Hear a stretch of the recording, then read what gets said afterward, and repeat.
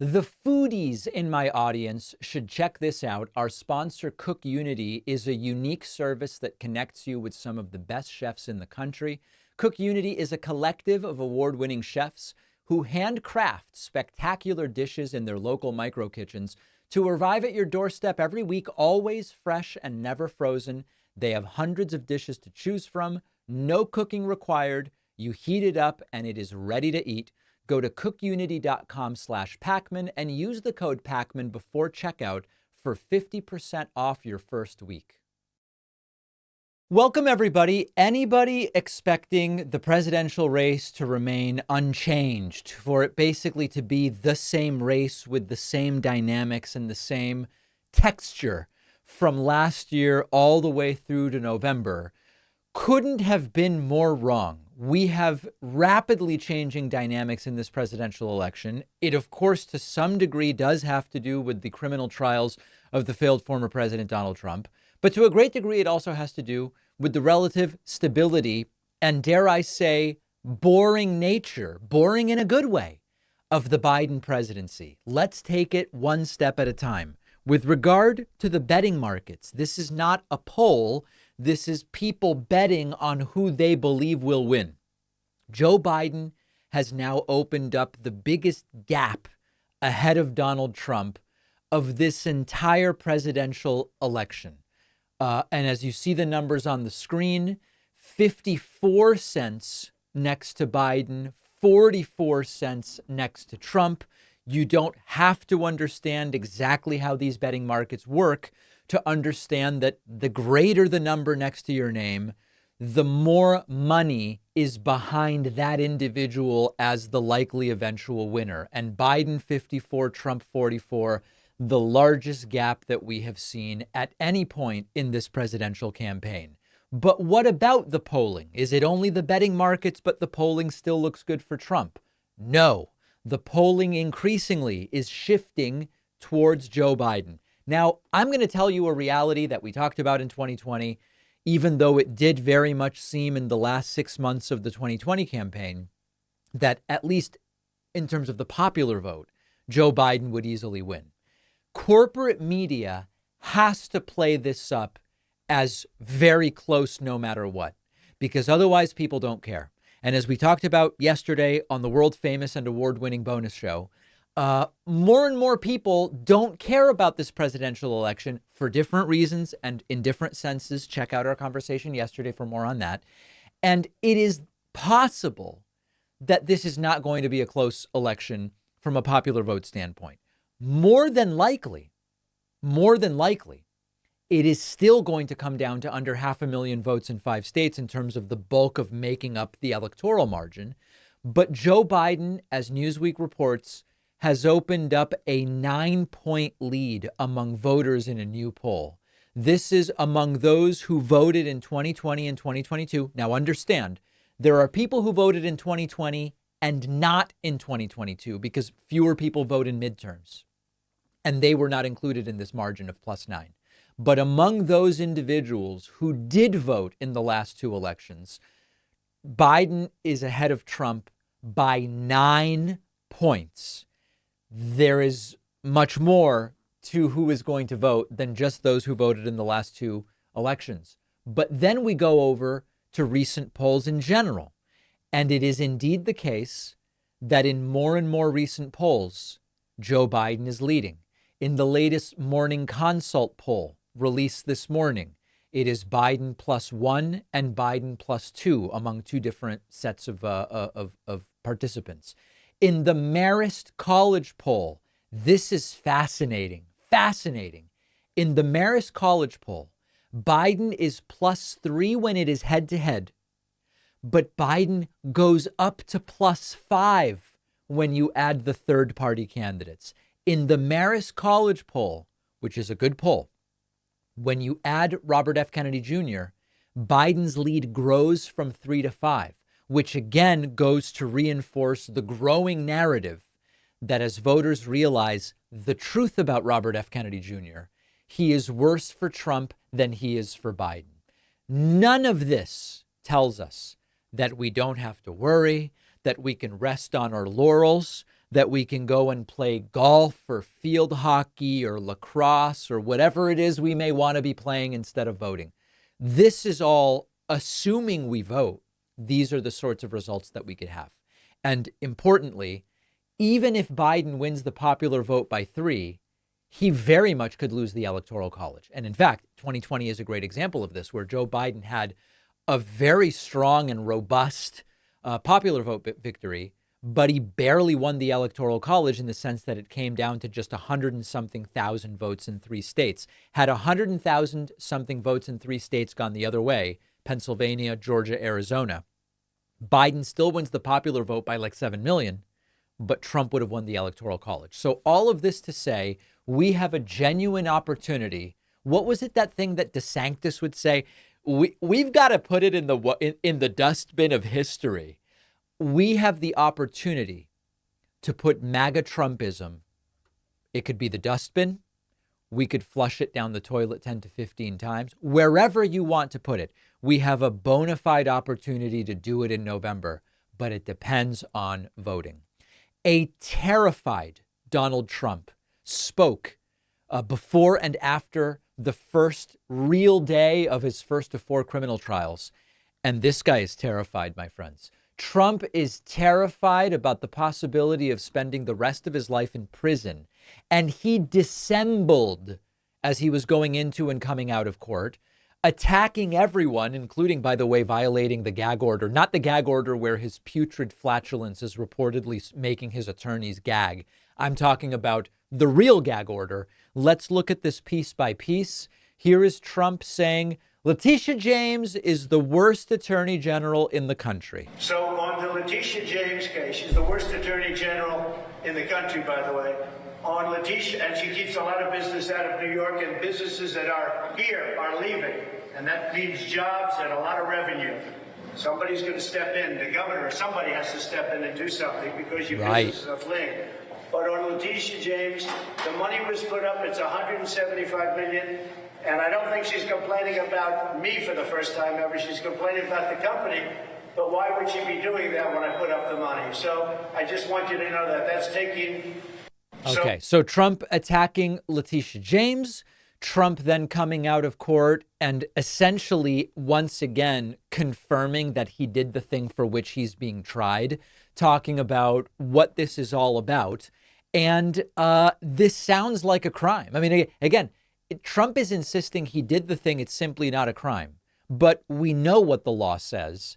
And it pretty clearly does seem to be a crime. It was just at the last minute they decided to do it. It's a case that, if you're looking back, it goes back many, many years, 2015, maybe before that. And it's a case as to bookkeeping, which is a very minor thing in terms of the law, in terms of all the violent crime that's going on outside as we speak, right outside as we speak. But this is a case where you pay a lawyer, it's a lawyer, and they call it a legal expense. That's the exact term they used, legal expense, right, in the books. The problem is that was a lie, and it was a form of election interference, is what the prosecutors are arguing.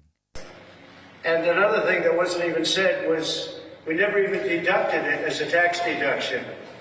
So that takes a whole vast, most people want to deduct everything. We never even took it as a tax deduction. And it is important to mention that the fact that he did not deduct it is not exculpatory. It says nothing about the alleged criminal nature of it. But they called a payment to a lawyer a legal expense in the books.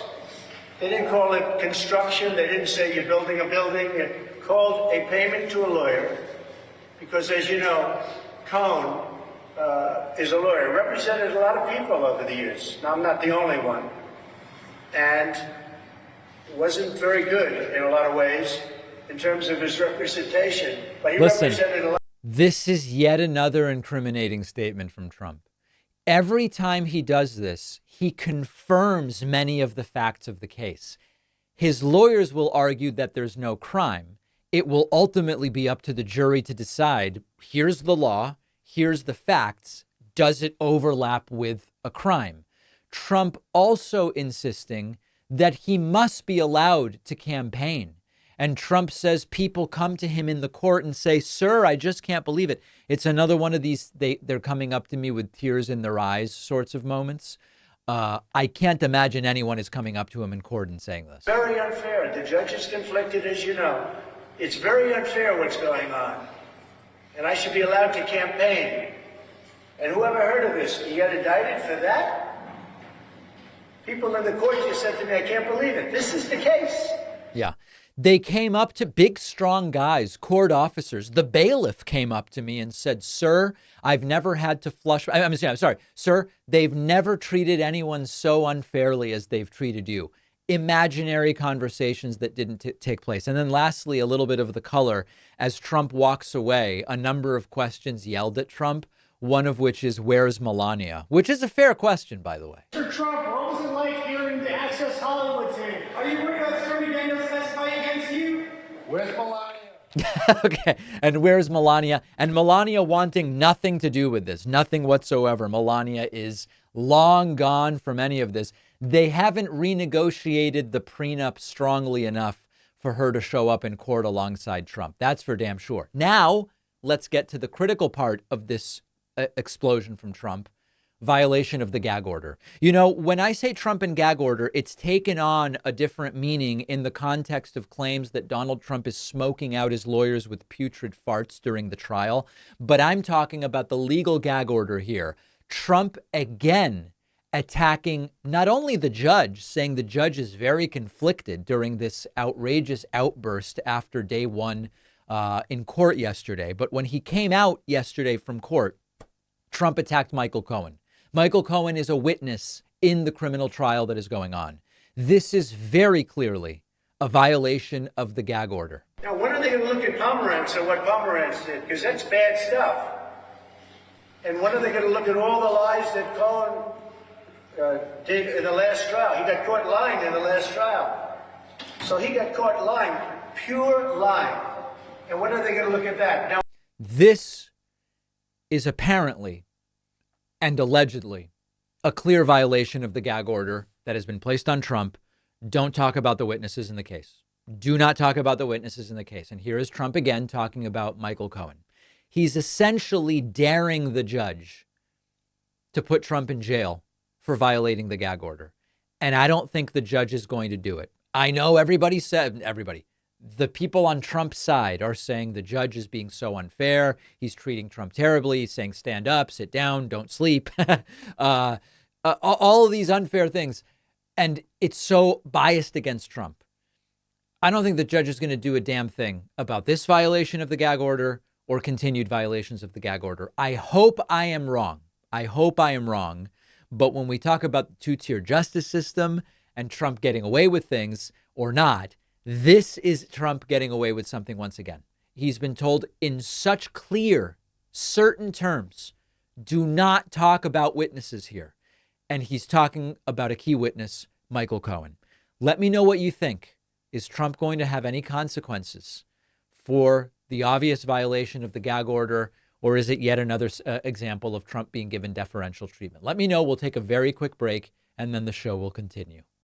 One of our sponsors today is Cook Unity, the first chef-to-you service delivering locally sourced meals from award-winning chefs right to your door every week, and it's cheaper than other meal delivery options. With Cook Unity, there is no cooking required for a chef-quality dining experience right at home.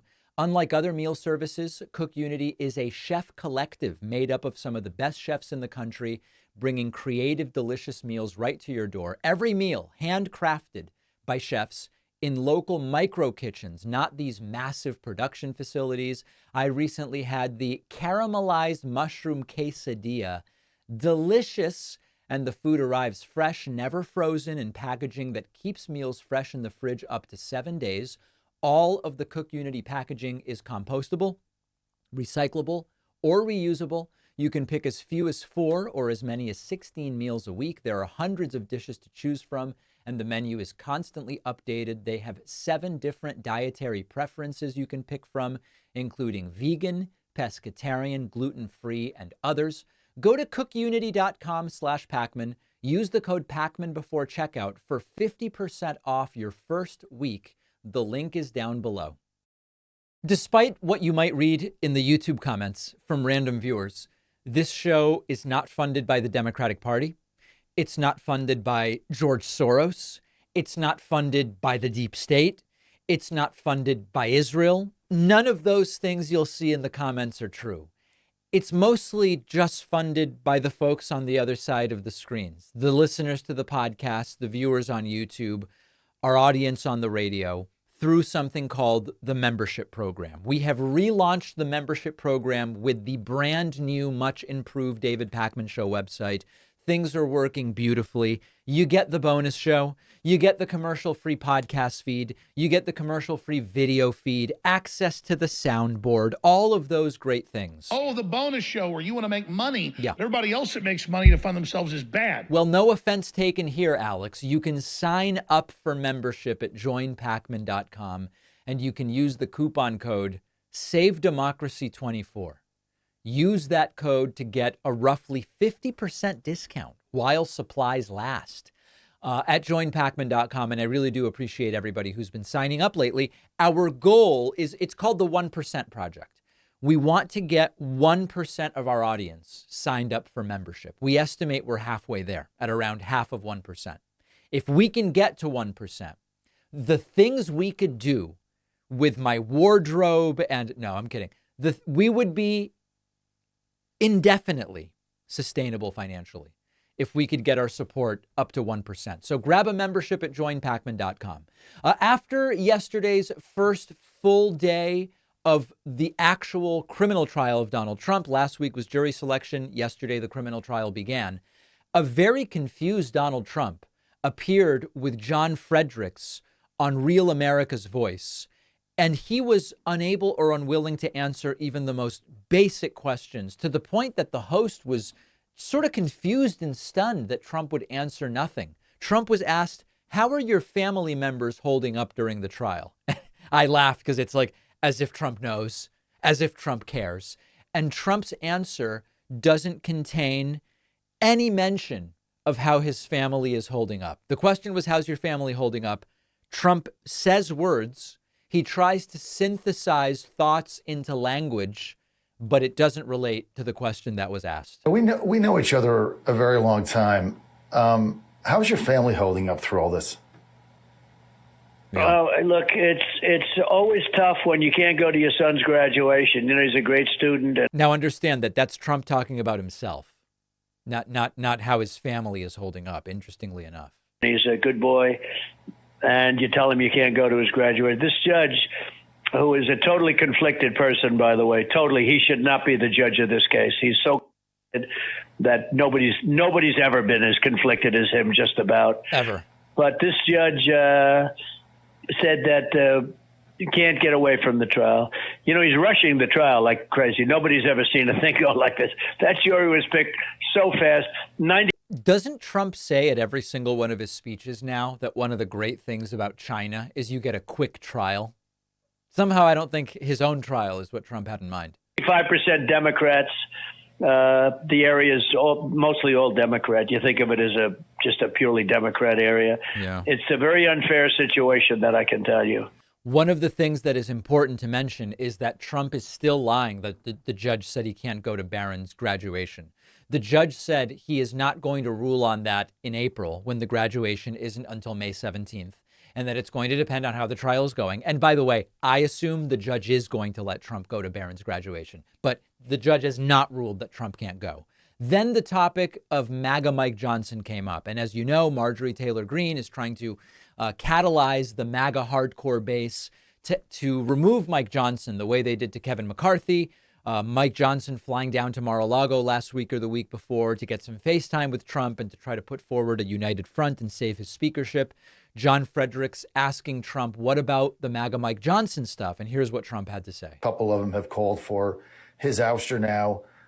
We've got 3 congressmen calling for him to be replaced in the Republican side.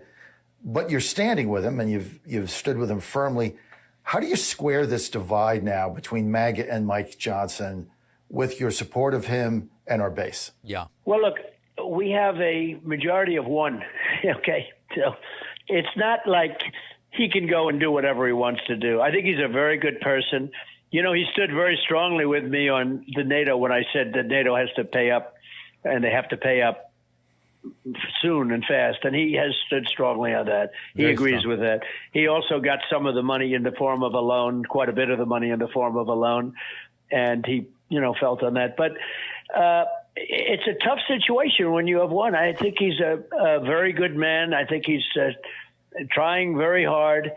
And again, we've got to have a big election. We've got to elect some people in Congress, much more than we have right now. And we have to elect some good senators, get rid of some of the ones we have now, like Romney.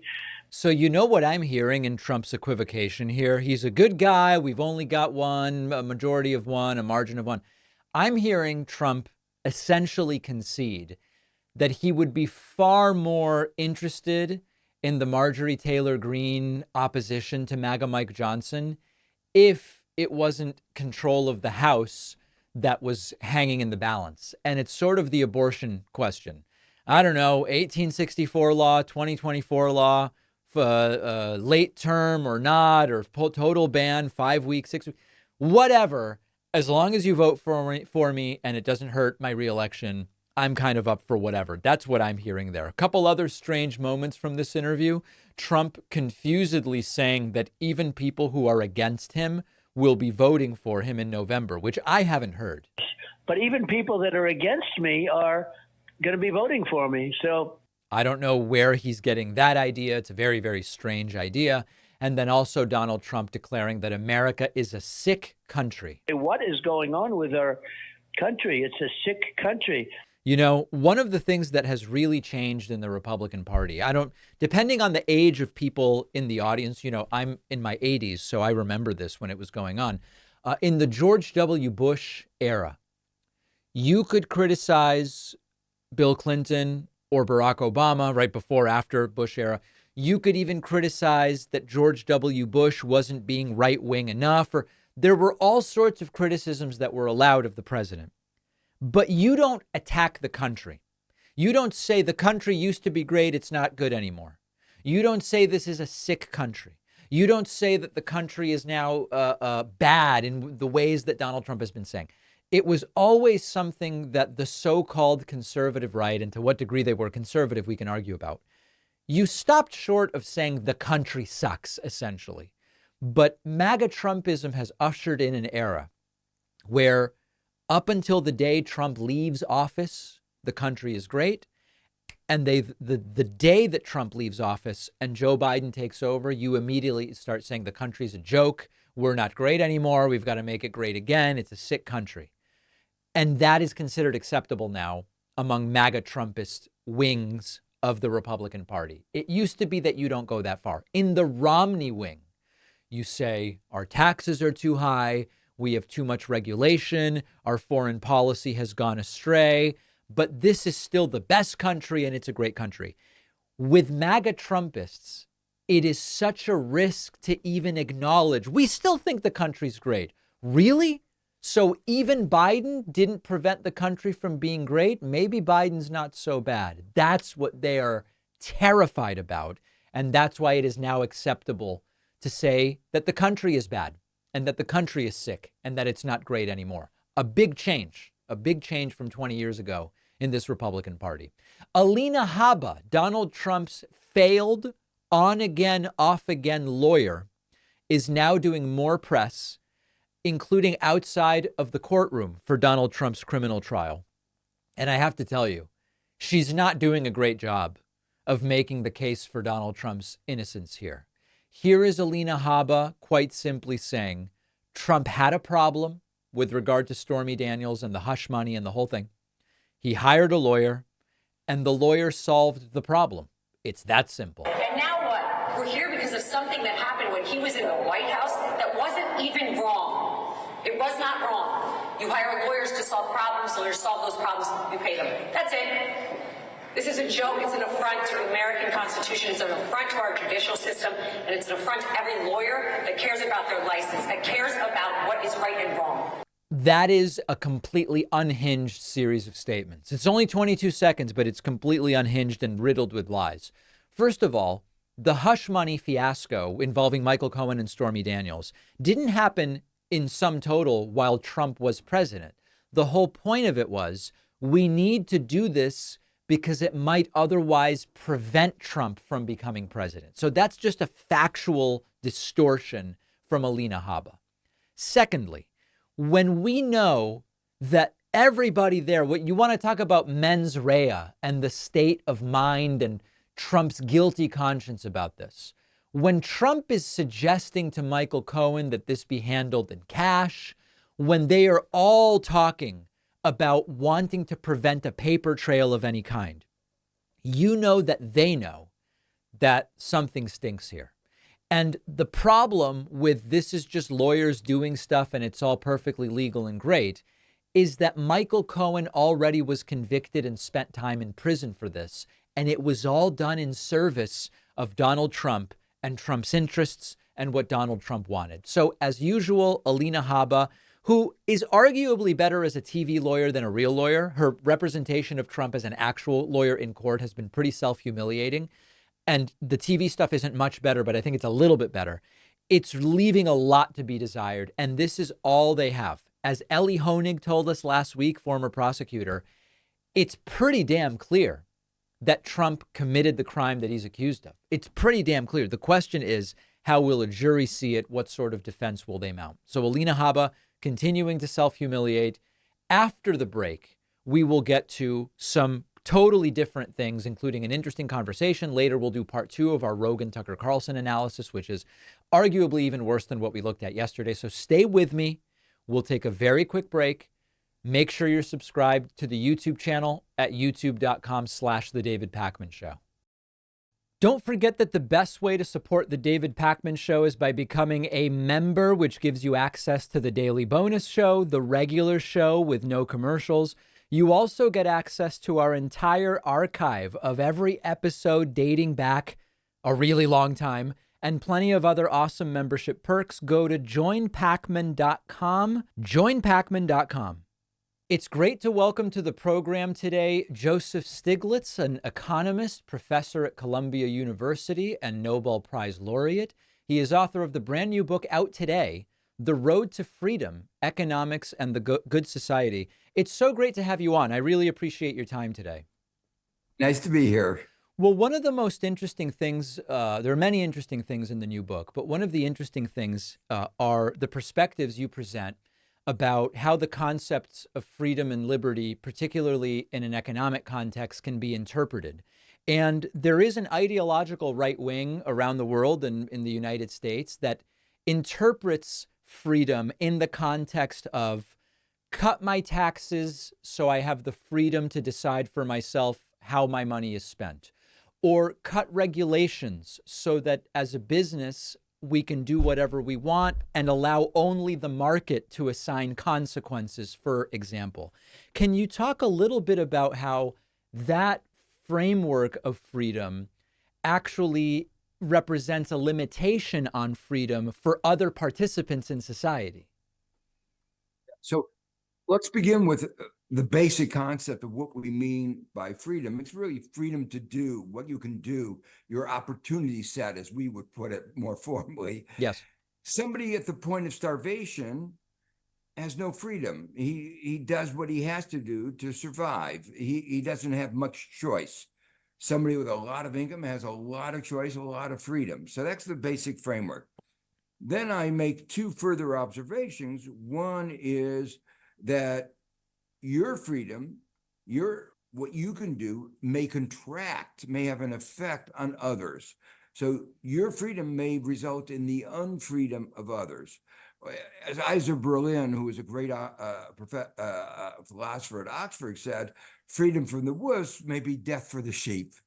And we see that over and over again, freedom of the exploiter is bad for the exploited. Freedom to pollute means those who have asthma may die, a really more fundamental right than anything else, the right to live, or may have to spend more money and time in the hospital. You can see all the negative consequences. So yes, in our urban, modern 21st century world, so many of the things that each of us does has effects on others. And the second idea that's, I think, also important is to realize that a little coercion can actually expand freedom. It sounds like a contradiction, but just think of stoplights. A stoplight is a form of coercion. You can't cross the street without getting across the intersection when there's a red light without getting a fine. But without those stoplights, there would be gridlock, especially in my city, New York. So no one can move. So a stoplight is a little regulation that expands what all of us can do. Now you take that same idea to the question of, in a modern 21st century society, we need public investments for roads, for infrastructure, more generally for education, health, and basic research. If government had not done the basic research for mRNA, we might not be here. We would have been still suffering from the COVID-19. Yeah. But if your government is going to do that, you're going to have to pay taxes. And the nature of this is that they're going to be free riders who aren't just going to voluntarily contribute. So it has to be a form of compulsion. So a little compulsion can make us all freer in a fundamental sense.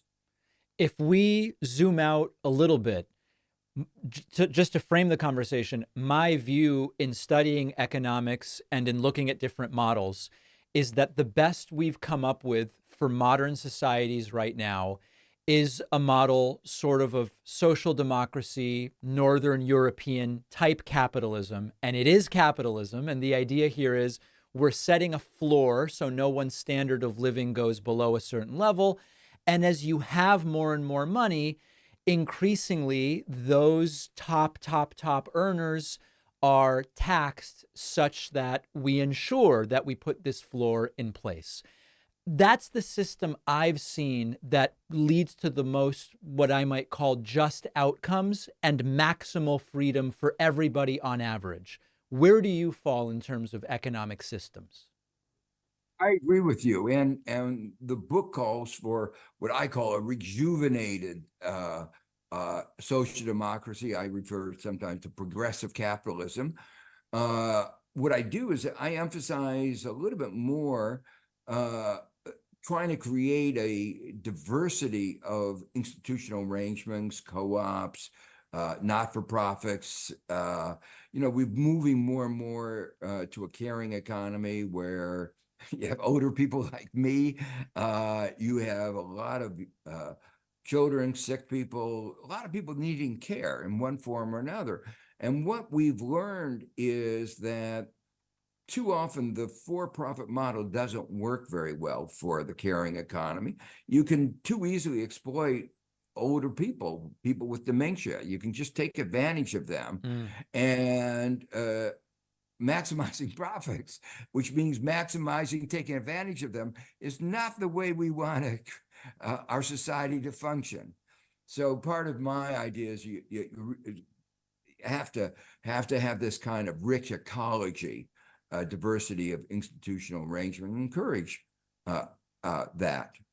I'm curious about your view, if you follow it, and if you're not following this, totally fine. I'm curious about your view about the degree to which on the progressive and economic left, the predominant model is what you and I are sort of saying we're behind and what you lay out in the book, or if you're at all concerned that maybe some of the economic models that are being loudly championed, and I say loudly because I don't know that they're actually the most predominant. I just think they may be championed by some loud individuals that are much further left, that are actual, not used as a slur, but actual socialism or state communism. Do you think that there is too much of a push for that? Do you think it's healthy for there to be a push for that to some degree, even if it's not your end goal? How do you contextualize the conversation on the left right now?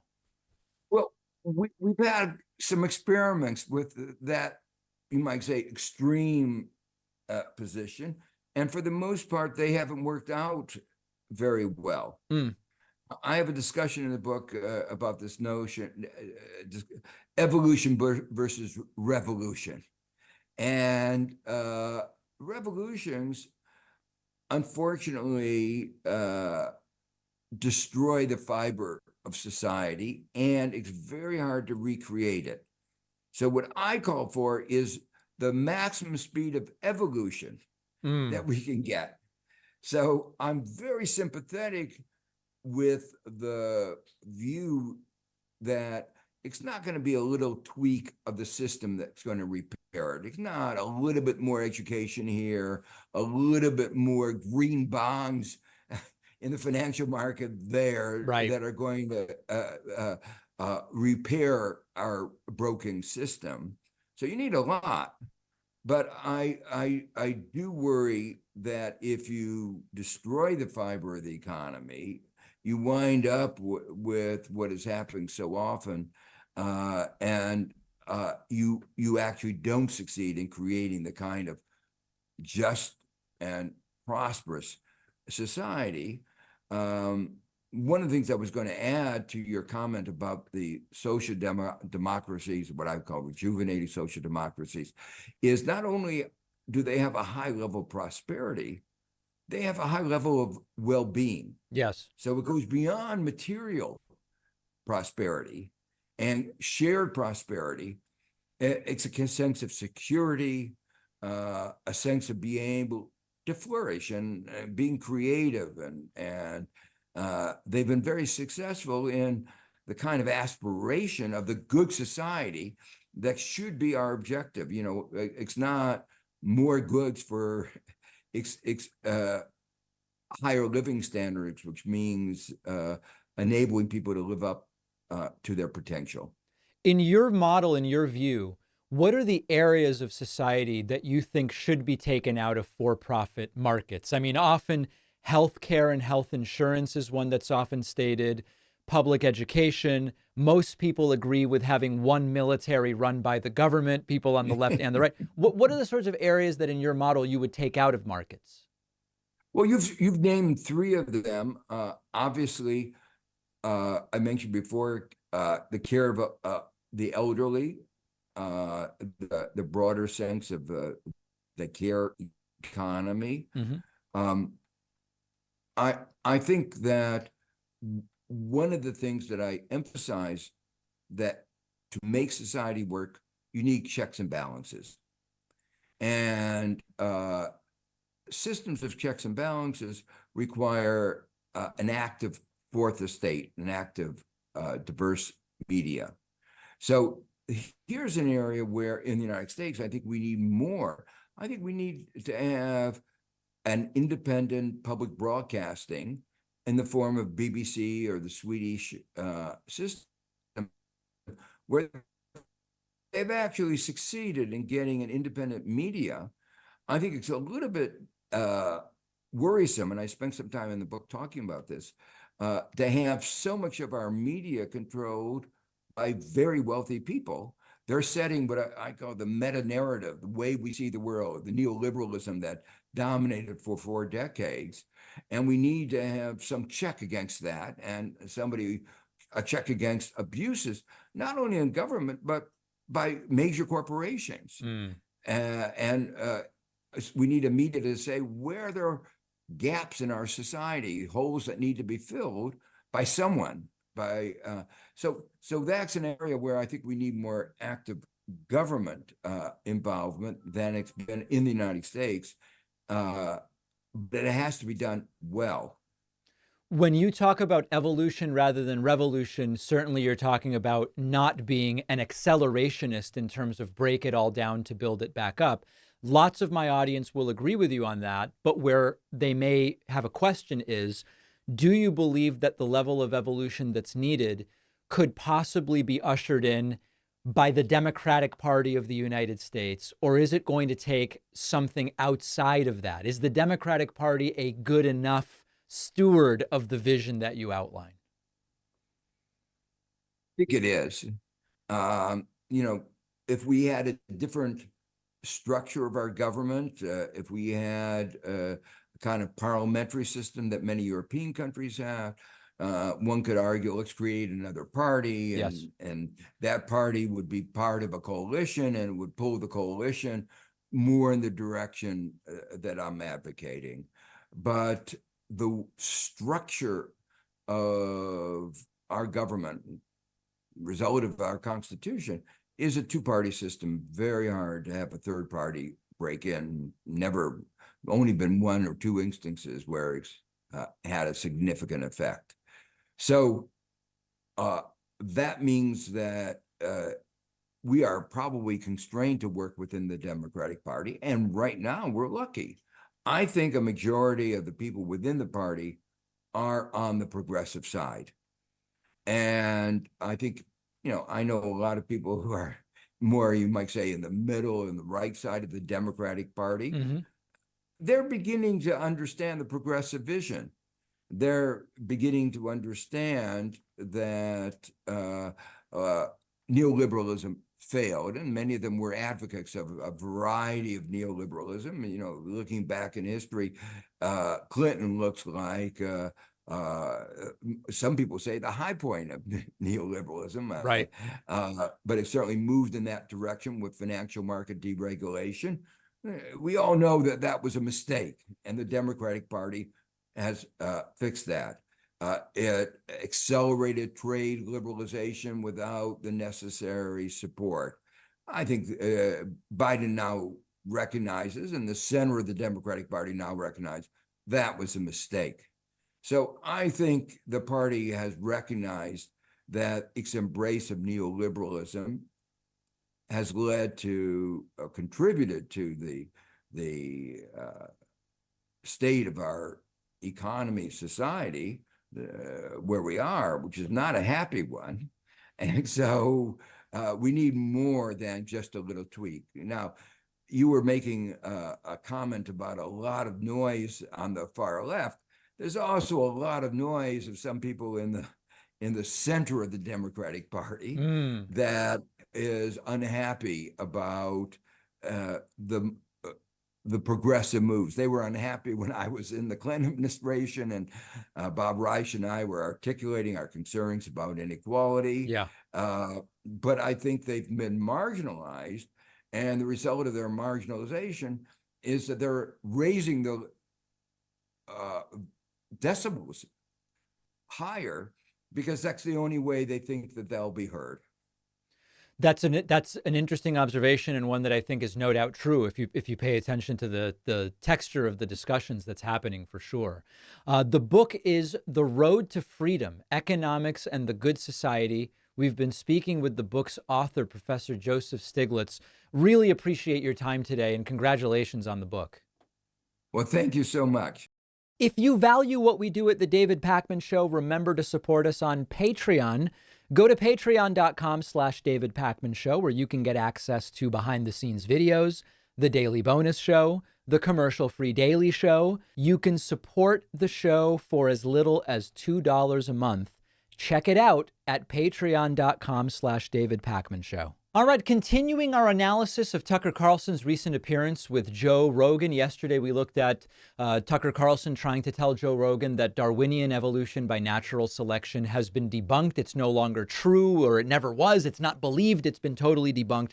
That was a lie. Today, we go to the wild claim from Tucker that we just don't know where nuclear technology comes from. And what's very interesting about this is it seems to be another example of, because I don't know, it must not be known. Or because I don't understand it, nobody must understand it. It is fascinating to see. I continue to wonder, is Tucker just saying this stuff because he's identified an audience he's trying to appeal to now that he's been fired from Fox News, and he needs to say this stuff in order to appeal to them? Or is Tucker Carlson saying this stuff because he believes it? Let's take a listen, then we'll discuss. Years more advanced than us. How much would we be able to detect? Well, so I think we're pointing to the same question. I mean, I have no doubt that the U.S. government has technology that we don't know the details of. That makes sense. Sure. But, like, where did it come from? Right. I'm not even sure, this is a separate question, but related. I'm not even sure we really know where nuclear technology came from, actually. Really? Yes. Like the Manhattan Project? Yeah, like we know the Manhattan, and we know something about the Manhattan Project, but like where exactly did that, it came from Germany. German scientists were working on it. Okay. Yeah. The one well, it's a separate conversation, but the one person I know who's really pushed others, writing a book on it, who's a trustworthy person and a friend of mine, I know you know him, said to me, actually, I spent a year working on this, and the closer I got to like, okay, but what's the genesis? Like, where did this? What was the Isaac Newton apple on the head? Oh, gravity's real moment. Yeah. For fission. Not clear. Weird. I don't know the answer, but here's the point. So he doesn't know the answer. So again, none of this is true. So here's how it all happened. Research into nuclear physics started in the late 19th and early 20th centuries. It included scientists like Henry Becquerel, who discovered radioactivity. Then Marie and Pierre Curie studied radioactive materials. And with that, we generally understood the process that underlies nuclear technology. We then got to the breakthrough in nuclear fission. Tucker brings up fission. We just don't know. It's well documented, typically attributed to Otto Hahn and Fritz Strassmann in Germany in 1938. We have that information. Lisa Meitner, a colleague of Hahn and Strassmann, then was able to expand understanding the mechanism behind nuclear fission. And then she, along with her nephew Otto Frisch, described how the uranium nucleus could split. It releases a ton of energy, and then that's the basis for this technology that we now can use for weapons or for energy generation.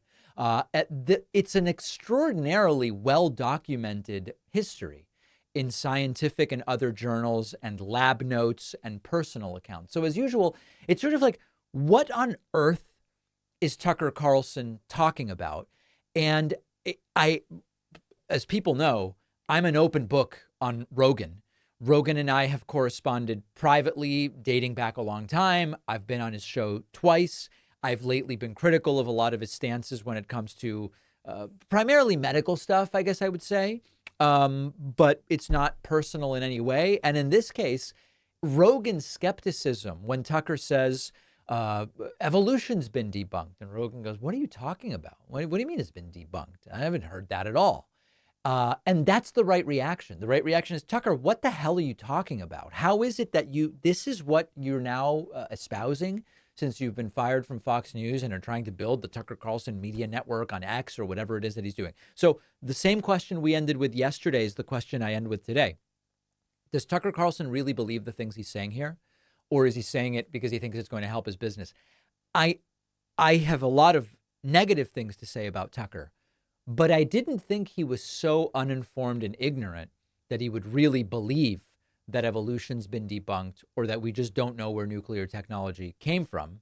At the same time, who is he really even trying to appeal to by claiming we don't know where the technology came from? Is it vaguely conspiratorial to appeal to the sort of deep staters about how the government's hiding the true origins? I genuinely have no idea, but it is bizarre, and I'm curious what you think. Jesse Waters has become one of the foremost brown-nosers of the failed former President Donald Trump on Fox News. I guess he's fighting with Maria Bartiromo over who can suck up to Trump the most. And yesterday was a special day for Jesse Waters, really reaching new levels of brown-nosing.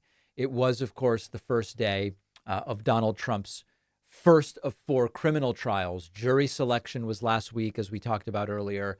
The trial started yesterday. And here is Jesse saying, it's just so unfair. It's so unfair what they're doing to Trump, making him sit in a courtroom. Donald Trump, been on the move his whole life. Golf, rallies, movement, action, sunlight, fresh air, freedom. This isn't lawfare, it's torture.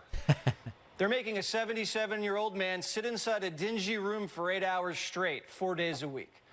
And if he moves or talks, jail. Right. A bit of an exaggeration. He's allowed to move, and he's certainly allowed to talk quietly with his lawyers. What he's not allowed to do is make loud declarations about jurors or stand up and leave before court is actually adjourned. The exact same thing everyone in court is subjected to. And this stuff continued, and he even went into sort of conspiracy mode, where he says he believes the point of making him sit in the court is to drain his body and his brain. Remember when we were going to hit the body with a very hot light to kill the virus, that whole thing? Instead of hitting the body with light, they are draining the body so that I guess it's going to be bad for Trump's presidential campaign. They're draining his brain and his body. Now, I don't like to sit. They say sitting is the new smoking. Right. You're going to take a man who's usually golfing or in action, and you're going to sit him in a chair in freezing temperatures and just let people rip you and you can't say anything 4 days a week? By the way, the lower third on the screen now says Trump is trapped in a cold courtroom. Is the courtroom cold? I mean, I haven't even seen any reporting about that. 8 hours a day? That takes a toll. It does take a toll. I think that President Trump will withstand that toll because he's an extraordinarily resilient individual. Yeah, so Trump can handle the cool temperatures, I guess. I don't know. And then here is Jesse Waters again, sort of restating the facts of the case. And I genuinely don't think they understand that, first of all, they're all telling different versions of what took place, which makes me wonder, do they even really know legally what is at stake here? Like, what is it? What is the crime Trump's accused of? But again, here is Jesse Waters defending this, says, hey, listen, it's just so the moving around of some money. That's all it is. His lawyer paid Stormy, and after the campaign was over, the money was reimbursed and booked as a legal expense. Right. You can't use campaign funds for personal matters, and now you can't use personal funds for personal matters during a campaign? So I guess the real crime is that Trump ran for president. No, the real crime is that these were campaign expenses that were meant to save Trump from the believed negative repercussions that would happen. And Stormy Daniels was strong-armed with money wrongly booked as a legal expense when it was not. A legal expense means Michael Cohen bills you for 50 hours that he worked, and then you pay him the legal expense. This is something very different. This was an expenditure that was deliberately hidden as a legal expense when it was not. And again, I don't know if they don't get it. By the way, the argument that Trump's lawyers are making in court is a different one than the one that Jesse Waters is making. So this is a real level of extraordinary desperation to defend Trump in this way. Here's one more Jesse Waters clip. This one's from The Five. And now he says that Trump is being treated worse than Guantanamo Bay prisoners. I call it pure evil. So they've taken away his freedom of speech. Right. And now they've taken away his freedom of movement. Right. So he has to sit there all week for 6 weeks. And if he says anything, they'll throw him in jail. If he leaves, they throw him in jail. That's crazy. Mm-hmm. I mean, they had more allowances for Khalid Sheikh Mohammed. I think they bought $1 million soccer field for the people in Gitmo. I don't know if Khalid Sheikh Mohammed was able to visit his son for his high school graduation, but right. it's similar. They're freezing him to death. They're putting him in a meat locker. He says it's like 45 degrees in there. Yeah. And they're putting his life in danger, and they're telling the entire world, all the wackos. By the way, 54 degrees or 45, it's not freezing, and there is no evidence that the court is that cold. This is where the former president's going to be at this date, at this time, surrounded by high-rise buildings. And then they're seizing his bank accounts with these unconstitutional fines, unreasonable bond asks. They're talking about him like he's a little kid. He needs sunshine. He needs to be allowed to run around and the whole thing. It is bizarre. I mean, truly bizarre stuff. So Jesse Waters competing with Maria Bartiromo to be the #1 Trump brown-noser. We'll see where that gets him in the Fox News hierarchy. We have a voicemail number. That number is 219-2-David P. Here is one caller with her opinion about the Trump drug stuff that's come up time and time again. He's falling asleep in court. He's supposedly leaking flatulence the entire time. He seems sedated, but then he comes out of court and he seems hopped up on an upper. Here's just one opinion, and that's all it is about what's going on. David, it's Janelle from San Antonio. Yes. I just wanted to talk to you about my theory of why Trump's falling asleep during court, right, and then being hopped up or ready to go as soon as he leaves the court. I believe they could be sedating him during the day, and then as soon as court's over, they take him back. He can snort a couple of lines of his favorite allergy medicine that's not legal in this country, Right. but was legal in another country, which you shared a picture of him with all these boxes of it Yep. on his, in a drawer on. So I get it. He's being sedated and then given uppers. Here's why I just don't think so. Most of the downers that you would, and I made this case yesterday, and many the doctors agree with me.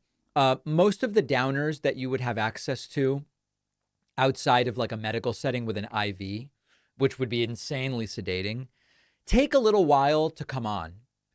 And the uppers, I mean, listen, snorting, okay, that functions quickly, but the speeches Trump is giving outside of court, he's not going anywhere. He's walking out of court and speaking. So there's no, we would see if he was snorting an upper in that 15 seconds it takes him to get to where he speaks from the courtroom.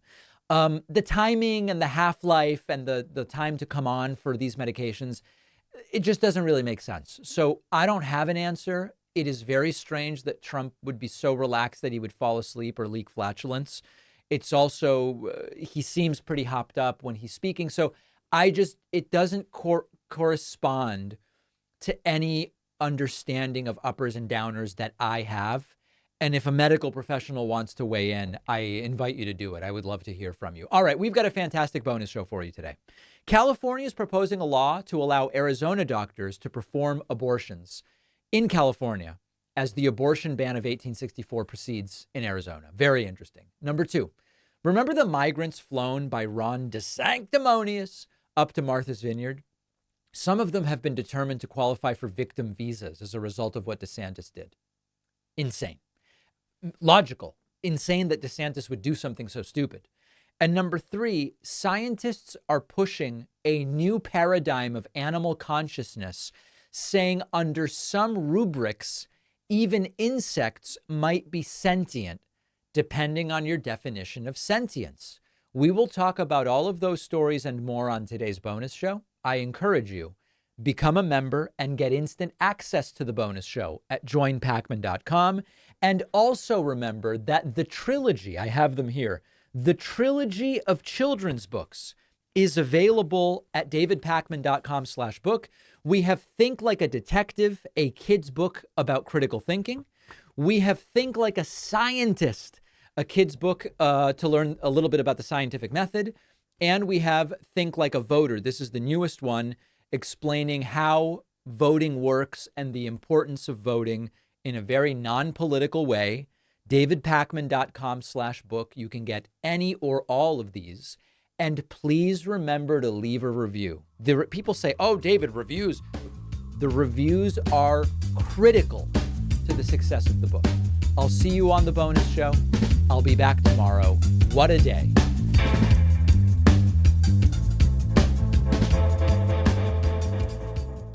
Thanks a lot for watching today's show. I just want to take a second to tell you about today's sponsors. The foodies in my audience should check this out. Our sponsor, Cook Unity, is a unique service that connects you with some of the best chefs in the country. Cook Unity is a collective of award-winning chefs who handcraft spectacular dishes in their local micro kitchens to arrive at your doorstep every week, always fresh and never frozen. They have hundreds of dishes to choose from. No cooking required. You heat it up and it is ready to eat. Go to cookunity.com/Pacman and use the code Pacman before checkout for 50% off your first week.